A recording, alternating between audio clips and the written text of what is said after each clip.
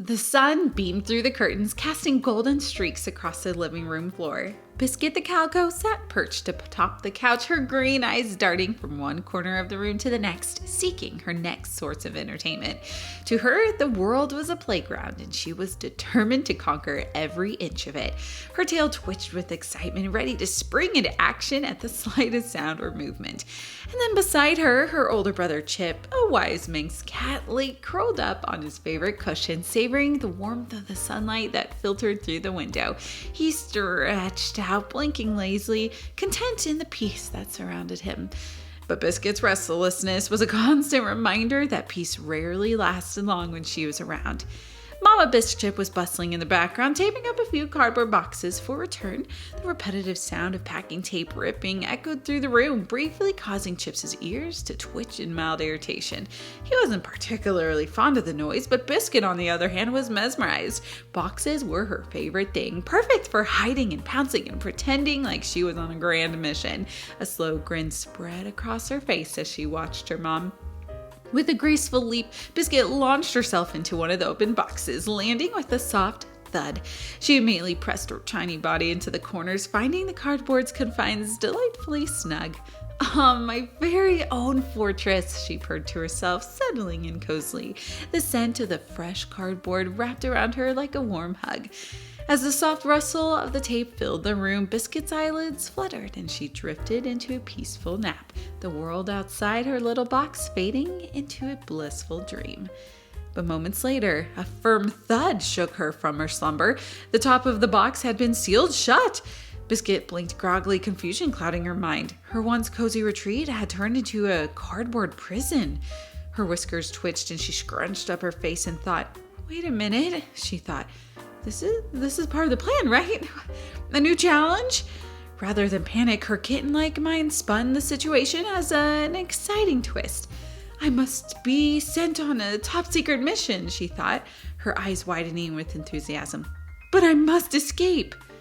Now, meanwhile, Chip's nap was cut short by an eerie silence. Normally, Biskit's playful antics filled the air with rustling and pouncing and an occasional yowl of excitement, but now, nothing. His heart thumped in his chest as he lifted his head and sniffed the air. Something was off.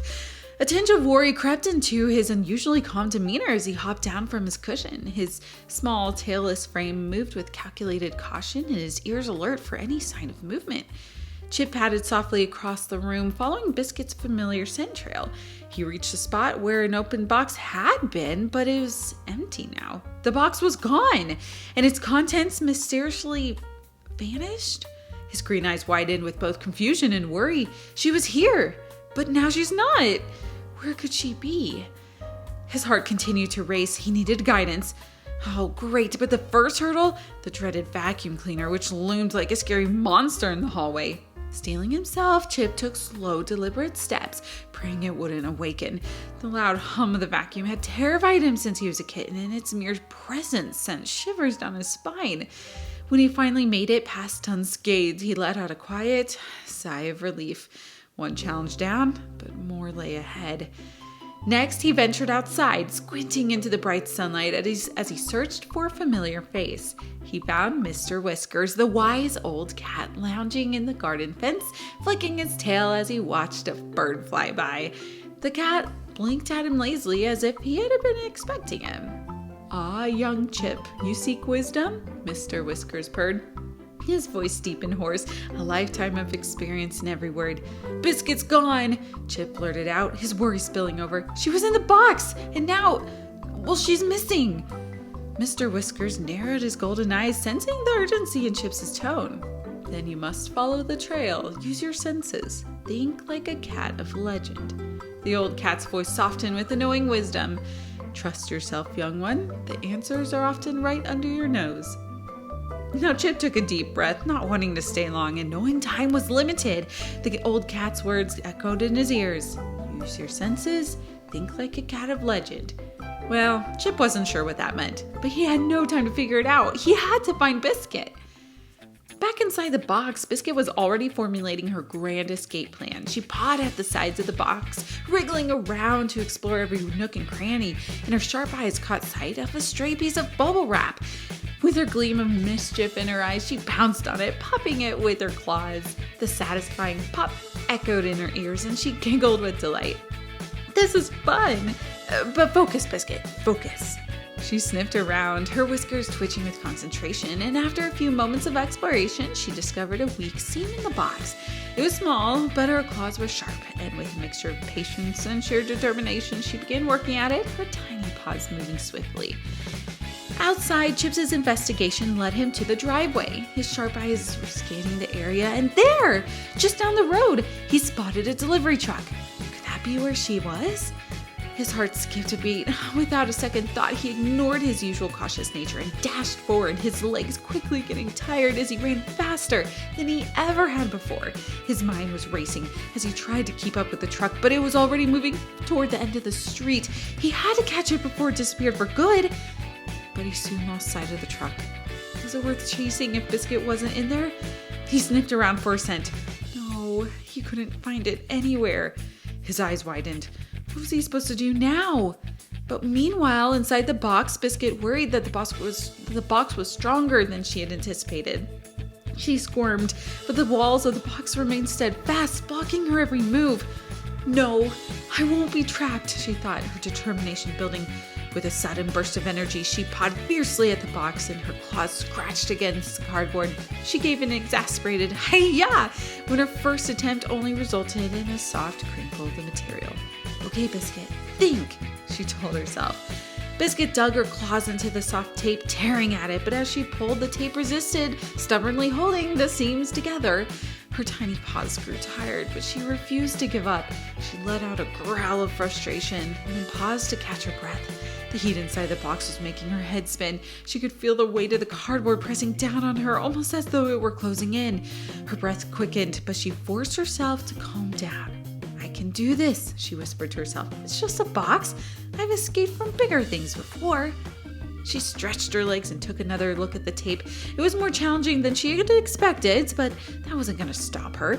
With a mighty swat, she batted the tape again, her claws sinking into it with renewed force. It started to give, and the seam slowly opened wider. Almost there, Biskit thought, as she squeezed her tiny body into a crack that she had created. Her paws scrambled against the rough edges, but she finally wiggled through, emerging into a small, narrow space in the truck. Her heart raced because this was it. This was the escape. But she had started to slip through. She encountered yet another obstacle. Her head got stuck. Panic bubbled up as the walls of the box seemed to press tighter around her, threatening to trap her again. She twisted and squirmed, but her neck was caught in the gap. No, she thought, her pulse pounding in her ears. Just as she thought she was going to give in to the panic, a thought struck her. She remembered how Chip had once told her that cats always found a way when they got stuck, by staying calm and thinking clearly. So she closed her eyes, took a deep breath, and relaxed her body. She slowly shifted her head, wiggling it just enough to free herself from the small space. And with one final heave, she slipped free, her heart racing with triumph. Biskit landed softly on the ground of the truck, her tail flicking with exhilaration. I did it! I really did it! She was so excited, her chest swelling with pride. But there was no time to rest. Her mission wasn't over yet. The box had been sealed shut so tightly, and she couldn't hear the world outside. The moment she broke free, she could hear the rumble of the delivery truck's engine roaring. She had to act fast. The truck was moving. Biskit saw an opening where the door attached to the floor, just big enough for her to squeeze through. She darted toward it with lightning speed, her small paws thudding softly against the ground. Just as the truck neared the intersection, she made her move, slipping past the opening as the truck came to a stop. And with one final leap, she landed at the rear of the truck, her claws scraping against the ground as she clung for dear life. The truck's motion suddenly scared her, and for a split second, she wasn't sure if she would ever make it home. Chip paced back and forth at the edge of the yard, Biskit! He yelled out her name, hoping she would hear him. The street was quiet, but Biskit was nowhere to be seen. There was no sign of a delivery truck either. He had to act quickly. But yet she got so far. His nose twitched. I thought he could smell a faint smell, maybe, of the cardboard and bubble wrap lingered in the air. It was faint, but it was something. Chip followed the scent, walking cautiously toward the neighbor's garden. He paused, eyes darting around, feeling the weight of this task settling on him. The scent grew stronger. He took a few more steps and saw it, a large, looming shed at the edge of the yard. The scent was unmistakable now, and Chip's heart was skipping a beat because the shed was a fortress, one that he hadn't ventured into a long time. It was a maze of overgrown plants and hidden corners and mysterious, scary shadows. It was a perfect place for Biskit to explore. He could hear his own heartbeat thudding in his chest, but he had no choice. He had to go in. Chip squeezed through the gap of the shed's rusted door, the space barely wide enough for him. The air was cool and musty inside, filled with the smell of old wood and earth. There were piles of forgotten items stacked high, their shadows flickering in the dim light. And the ground beneath his paws was uneven, and his steps were slow and careful. He sniffed around, trying to pick up Biskit's scent among the clutter. He could hear the faint sound of rustling in the distance. His whiskers twitched. Was that her? He crept forward, inching closer to the noise. His muscles tensed as he moved, ready for whatever challenge lay ahead. Now she heard it, Chip's voice. He was calling her name somewhere in the distance, his worried tone reaching her ears from a distance. Her heart was swelled with a mixed emotions. She had accomplished her mission of escape, but it seemed her adventure wasn't fully over. She had to get home. Biskit! She heard her name again and took off, running toward her name, her fur rustling fast in the wind. I did it, she whispered heroically to herself, the wind carrying her voice. Suddenly, a loud crash echoed through the shed. Chip froze, his eyes narrowed. Biskit had definitely been here. I could smell her, but where was she now?